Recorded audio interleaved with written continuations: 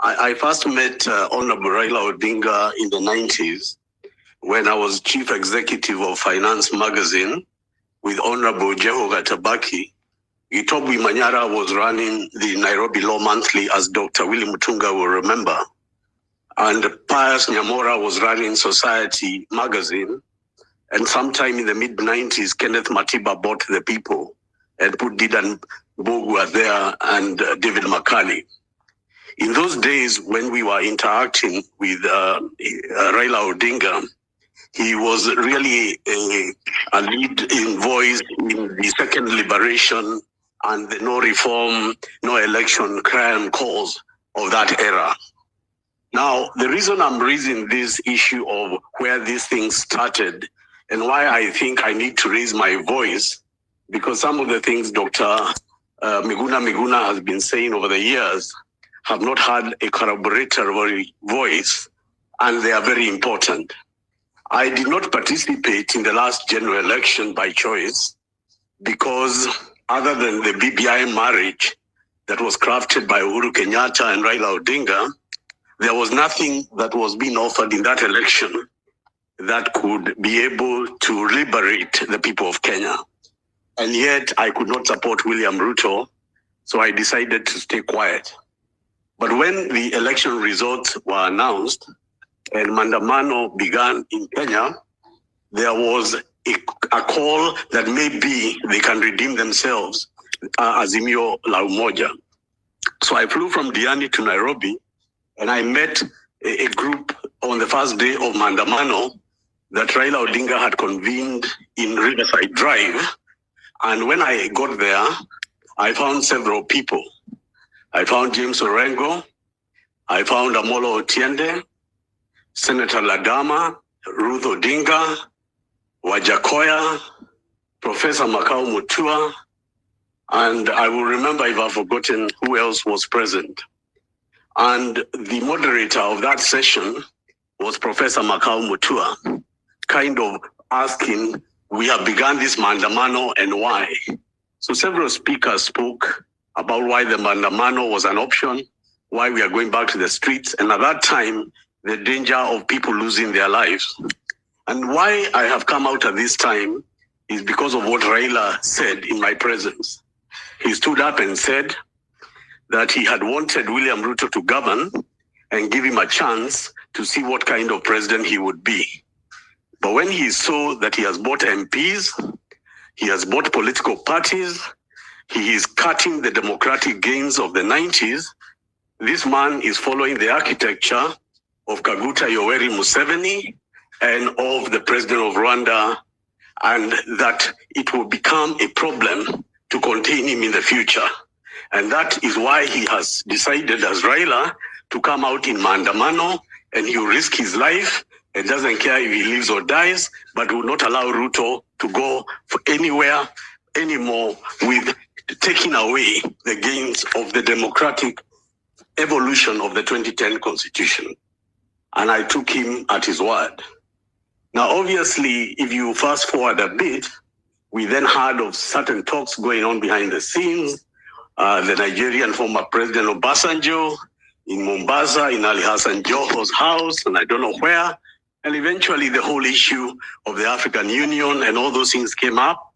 And that was a way of removing the issues that were important, that were to be captured in NATCO, which means that the killing of democracy means there is no opposition to hold the president to account. Why? You buy MPs, you buy political parties, you use money and power and influence. And in fact, Azimio la Umoja had the majority of MPs. But this man bulldozed his way unconstitutionally, bought parliament, and forced a majority government. That is when Ruto became a thug. The moment he took over the National Assembly by force, and then I decided at that point, we are dealing here with a monster. And since that time, he has taken the opposition for a ride, and a ride, and a ride again. He called them to NATCO. There was no intention whatsoever to implement anything of the NATCO, including the IBC. But thank God for these children of this nation of Jay-Z, because of their struggle, because of the deaths of the people we have today honored by remembering their names, this dictator has begun to implement just one part of the IBC reforms. And I know Dr. Miguna will agree with me that this is even itself dangerous, because who is going to appoint that panel? Who will they be? Will they be now people they sit down, Odinga and Ruto, and they decide who to appoint? And then from there, they appoint another puppet commission or electoral commission, and this country goes from worse to worse. The reason I'm speaking out, and I will continue to do so from this day forward, is because you are completely right. We are at war for our nation. There is nobody that can tell me that Kenyatta and Odinga were not part of the problem. And I say that because I was present when we were doing an audit of the election laws. And it was agreed that Maandamano is being done not for anyone to gain, but for the emancipation of the Kenyan people. But for Baba, all it took for him was to be offered the African Union job, and he betrayed all the people of Kenya because he never believed anybody else could fill the streets. In fact, I remember when people used to fight Dr. Miguna from Nyanza, they used to say Miguna cannot fill the stadium. Miguna has no army, he has no military. They never said anything about his ideas or what he was saying was true or untrue. But what has now happened is an awakening across regions, tribe, across all gender, and people of Kenya have said no and have come out. And they are forcing certain things to happen. The second thing I want to raise is the issue of the military. You know, the law that directs Parliament to consider the deployment of military is contained in Section 241. Now, 241 has two sections. Section 3B allows the Minister for Defense, without a motion of Parliament, just notifying to bring out the military in cases of disaster and emergencies. But Section 3C allows Parliament to have a motion to bring the deployment of the military and then specify what they're supposed to do. Now, what happened with the military being brought down on the streets of Nairobi was illegal because they never had a motion tabled in Parliament. Nothing was declared what the military presence and deployment meant. And without going too long into the legalese about it, Dr. William Mutunga can clarify the two elements that are necessary for a legal deployment were not done because no motion was tabled in Parliament that was passed, even as the High Court described. So today as we speak, in technical legal terms, Kenya is a military state. The military state because the KDF are deployed, whether they are hidden in the barracks or not. What is this that Ruto is anticipating? What is this that Duale is anticipating that they want to leave the military deployed?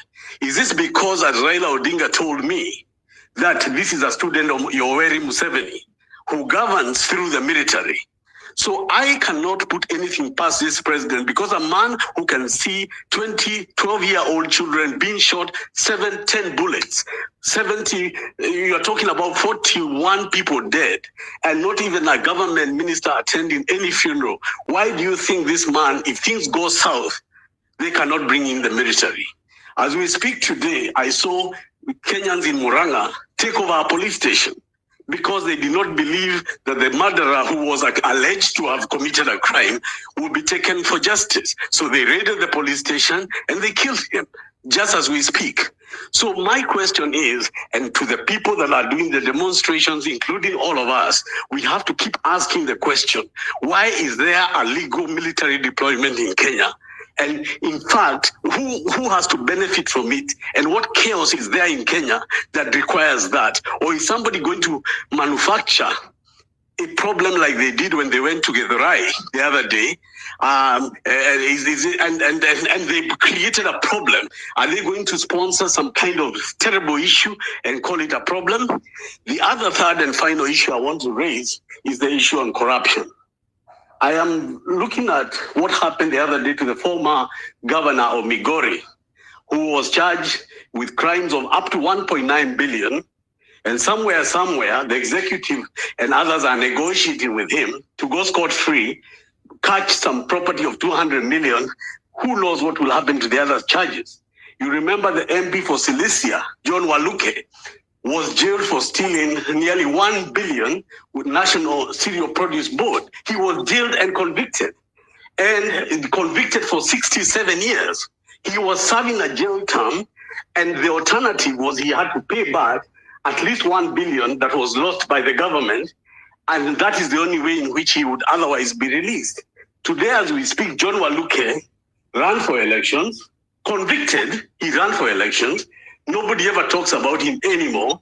He's a friend of William Ruto. He's a central part of what's going on in Western Kenya and Western Kenyan politics. How can there be any nation on earth where a convicted and jailed member of parliament, stealing from the public, has been let loose to live and let live?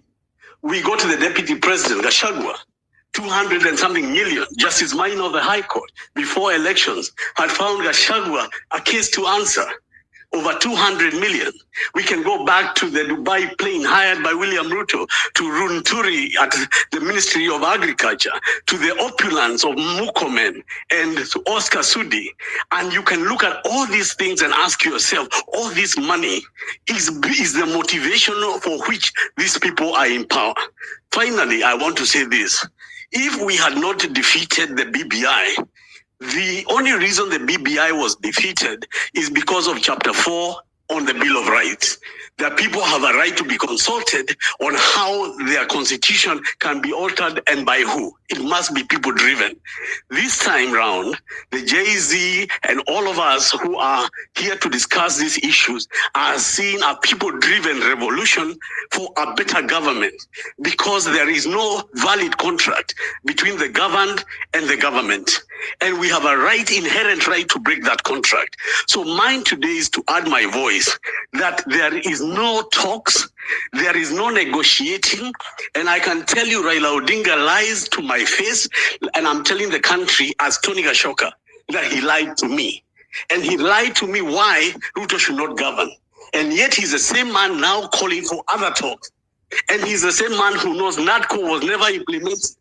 And he's calling for another NADCO, simply because he's been told by the president, this is conditional upon our deals going on, whether it's the African Union and everything else, but all other Kenyans be damned. I think that is my opening comment.